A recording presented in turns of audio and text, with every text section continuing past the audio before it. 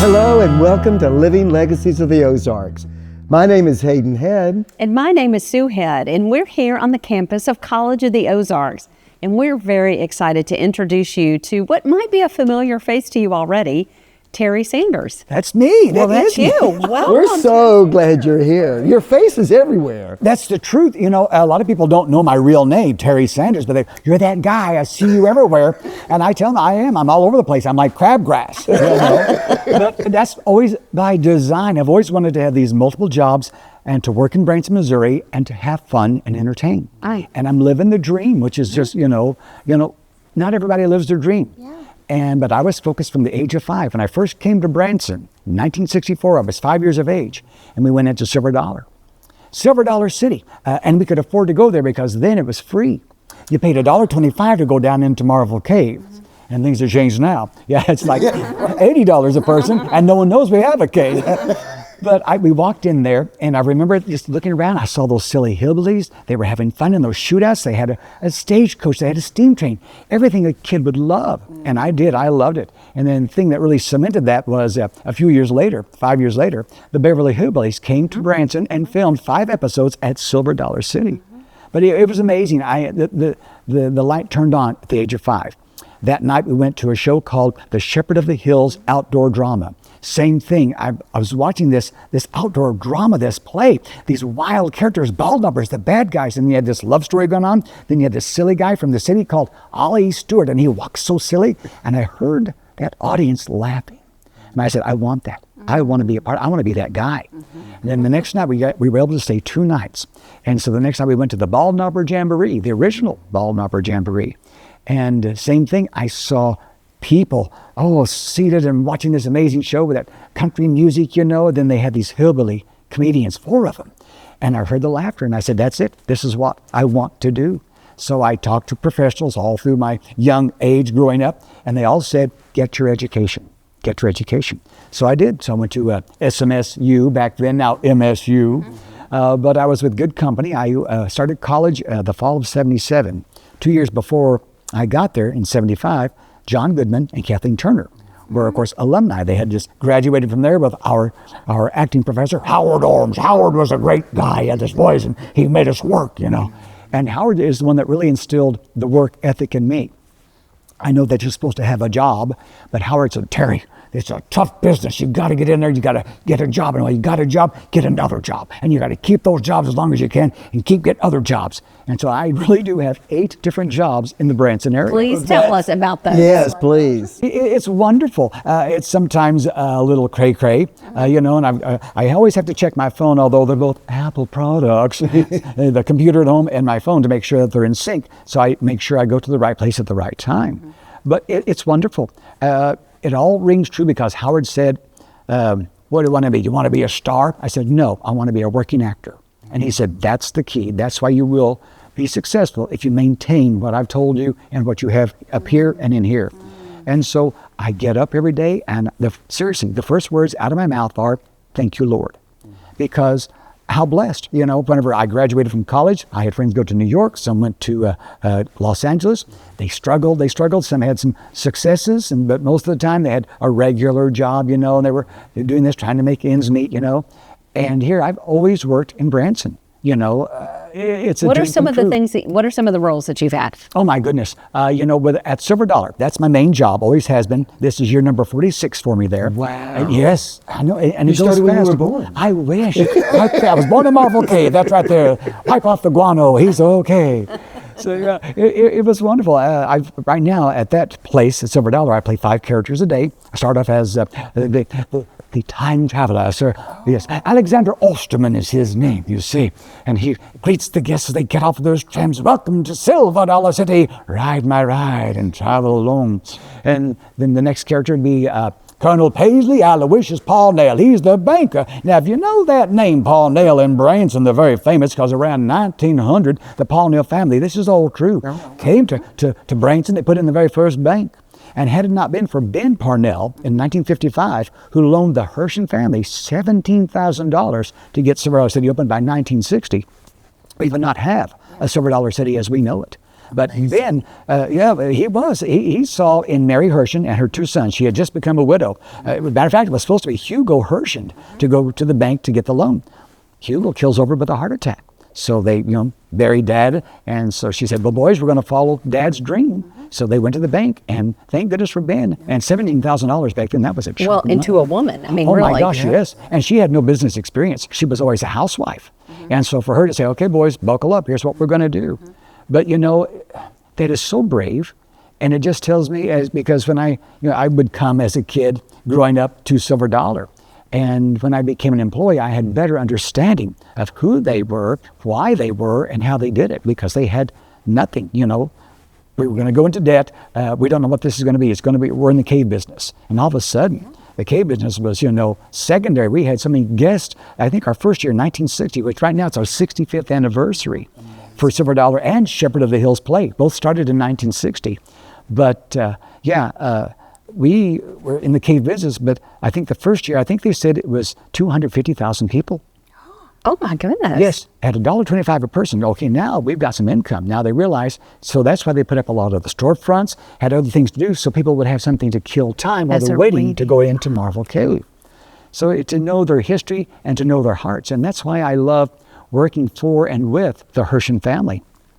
I know their goal in life to entertain people, to welcome them to the Ozarks, to say, we have a wonderful place to come to.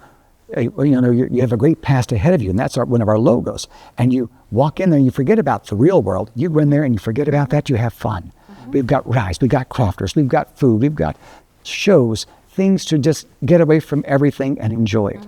And I get to be there 5 days a week as these 5 different characters. So you've given us 2. Oh, 2. Who are the other 3? The next one, after Colonel Paisley Palmdale, we're going to have Mr. M. Bulmer. He's the Undertaker. Oh, business has been dead. And he's a lot of fun. Usually he's silent. He doesn't really speak very much, just every now and then. And so I learned that they've always had an Undertaker at Silver Dollar for the street shows. It was so funny. They had this wheelbarrow, and on the side of the wheelbarrow, I'll always remember this, it said, ambulance or hearse as case may need. And I thought, how funny is that? That's great. So, yeah. And then we go to, let's see, they have the warden. Yes, sir, the warden. He is the warden of the flooded mine. But also, sometimes I empower myself. That's a great word, empower. Say that with me, empower. I knew you could.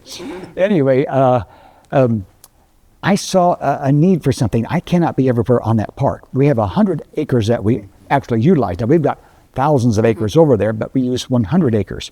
And so I can't be everywhere to say, oh, that's easy. The train is right down here, and then hang a left, and there it is on the right-hand side.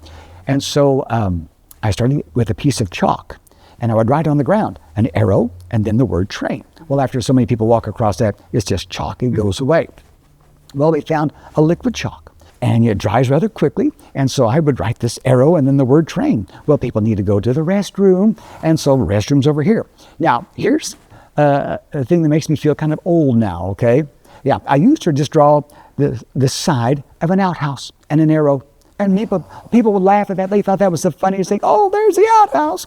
Well, it got to a point, well, what is that?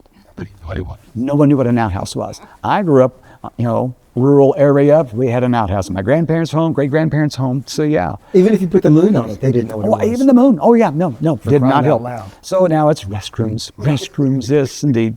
So, yeah. And then in the day, of course, with Doc Harris, the crazy German inventor of the wildfire roller coaster. German ingenuity, it never breaks down, So it's a plethora of characters throughout the day. So I'm either a character or in my dressing room changing real quick to go back out. And I love the fact that some people don't realize it's the same person. Oh. It's like, wait, were you dressed? No. I said, I have 5 brothers. Really? Oh, yes.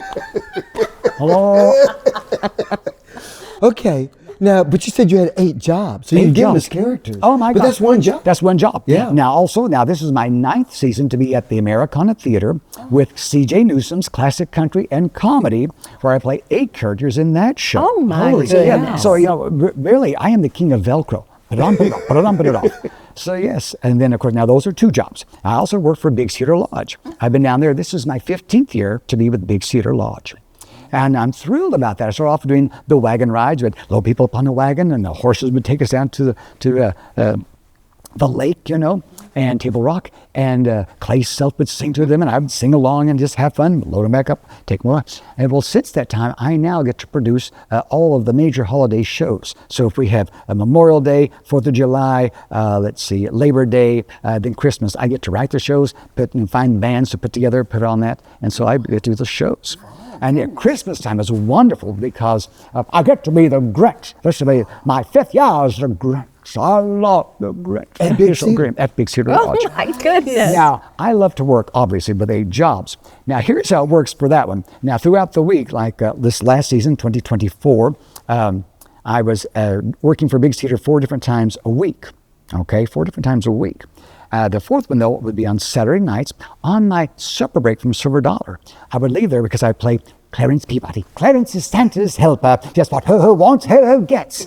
So I would leave there on my supper break, go to my house, change out of Clarence, and get dressed as the Grinch, and go down to Big Cedar, do a 30-minute show down there, leave there, go back to my house, get back into Clarence, and go back to Silver Dollar and finish my day. Unbelievable. It's just incredible. Oh, it's wonderful. But it just keeps me, alert, keeps me focused, It's a great thing. It is a great thing. Now, I work for the Vacation Channel. Or from now on, every now and then, they will call me and say, "Hey, Terry, can you come in and film this, or can you do that?" Or they also have some stock footage, some older commercials, So that's wonderful.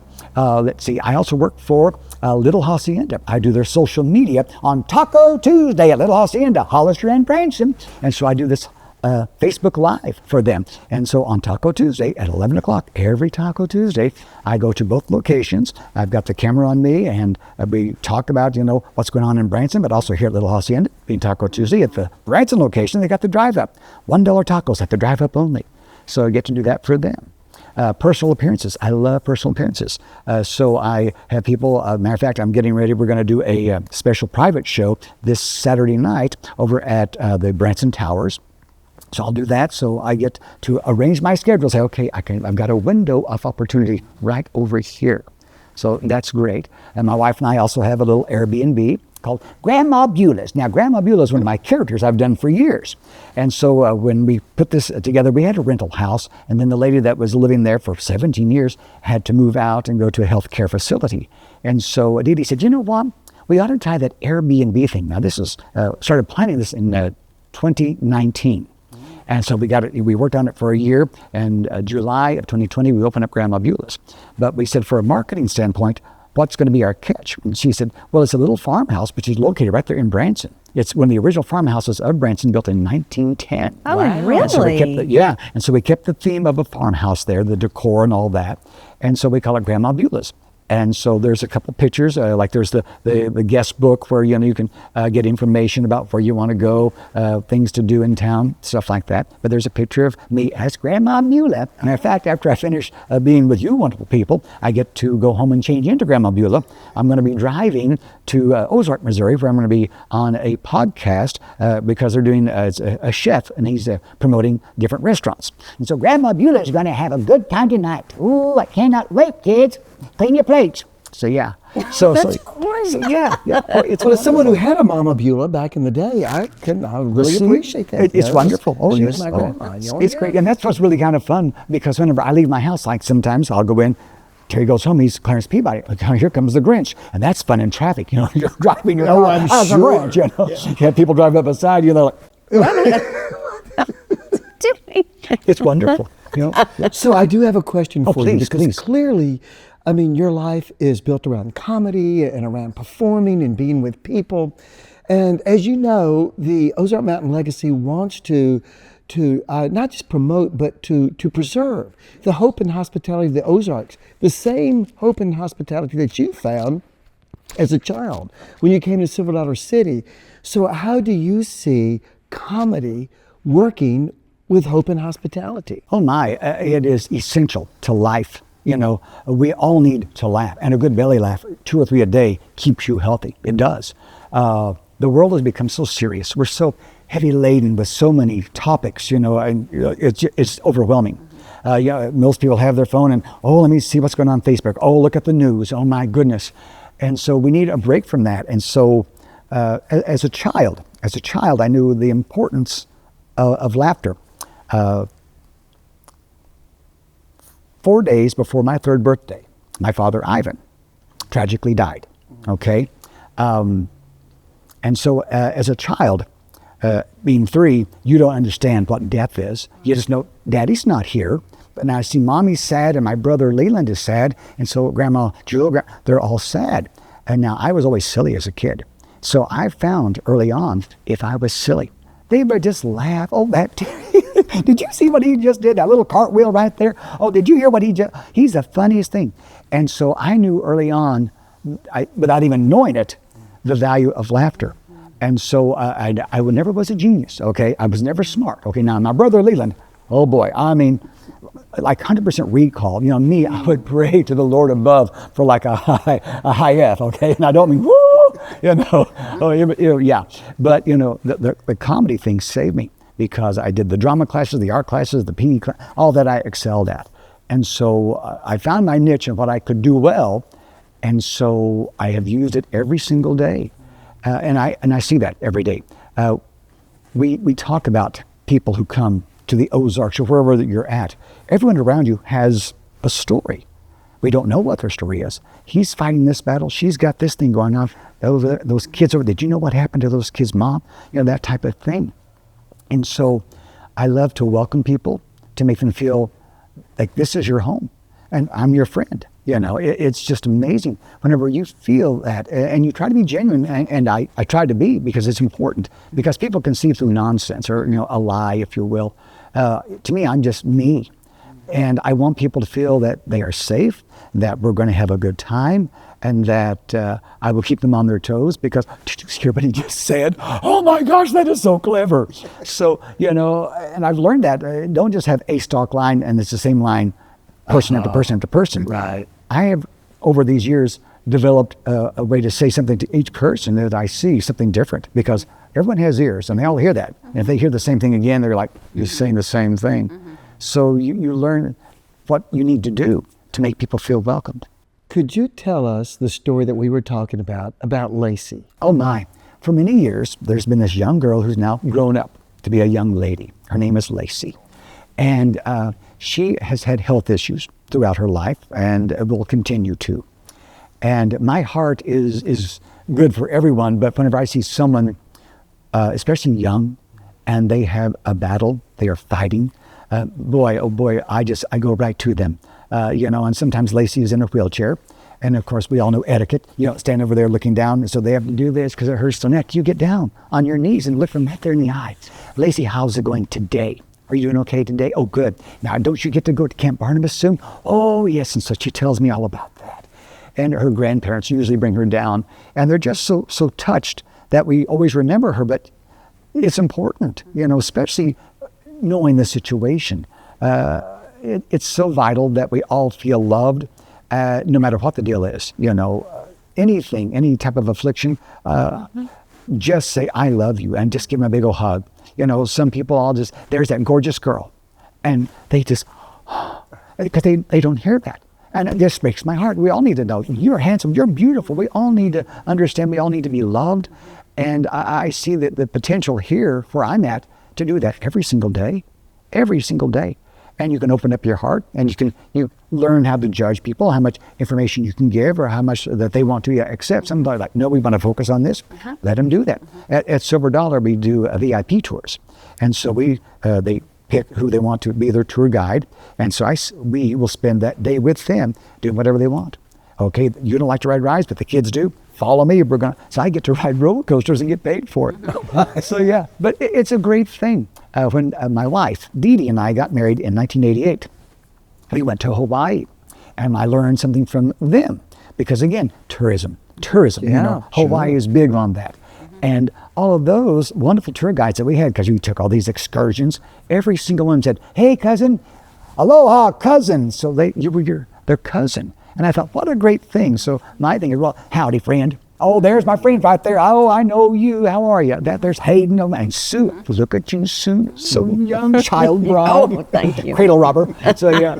So, you know, it's so much fun to make people happy and to forget, especially like for people like my dear friend Lacey, to make her know that she is loved no matter what.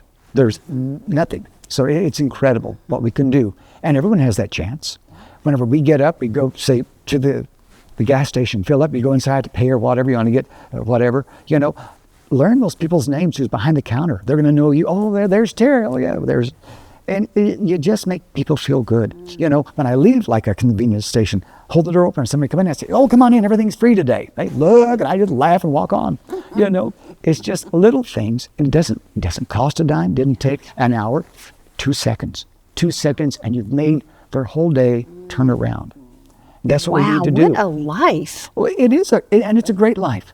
And we've had tragedy in our lives, but we have learned to face tragedy, how to deal with that, and sometimes it's all the unknown. Yeah. Certain things have happened in our lives that we've never wanted to go through, and yet we have.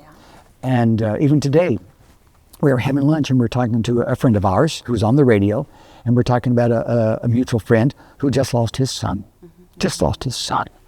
And so we talked about how we helped them through that, because Dee Dee and I lost our oldest son 5 years ago.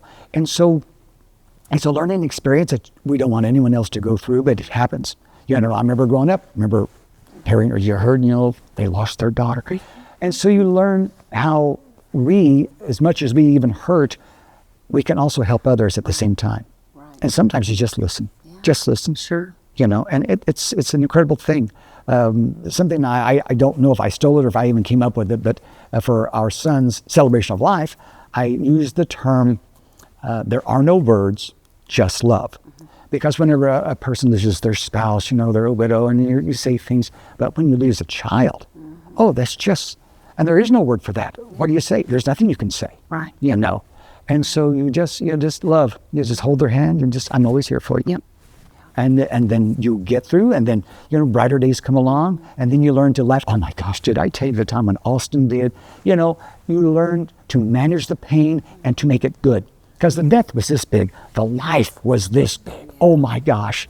And so celebrate, and that's why I really thrive on when we have someone who passes, a celebration of life, not a funeral. Funerals are I remember growing up, and I mean the horrible organ music, the dim lights. Yeah. Oh my gosh, and people banging on the chest, and take me.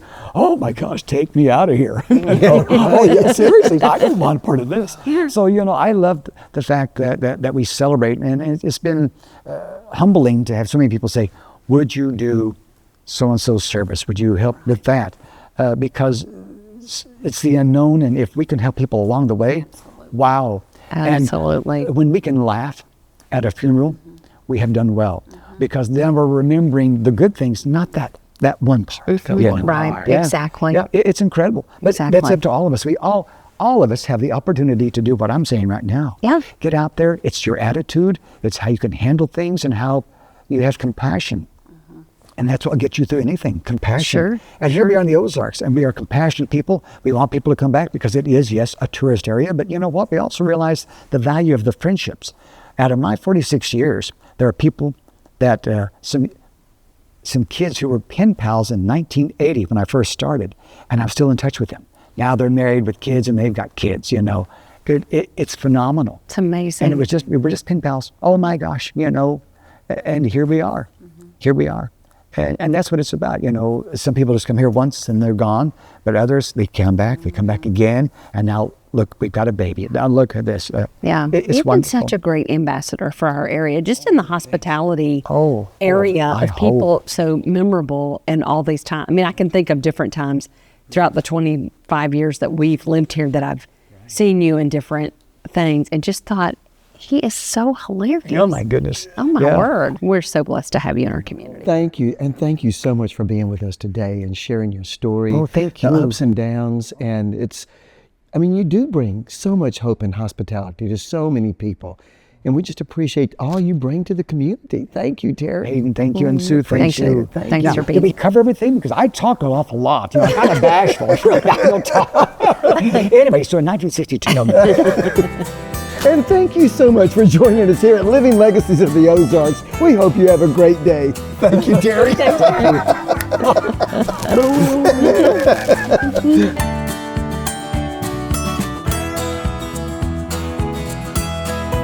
Living Legacies of the Ozarks is brought to you by Ozark Mountain Legacy, College of the Ozarks, the Hirsch and Family Foundation, Meyer Hotels, and Sight and Sound Theaters.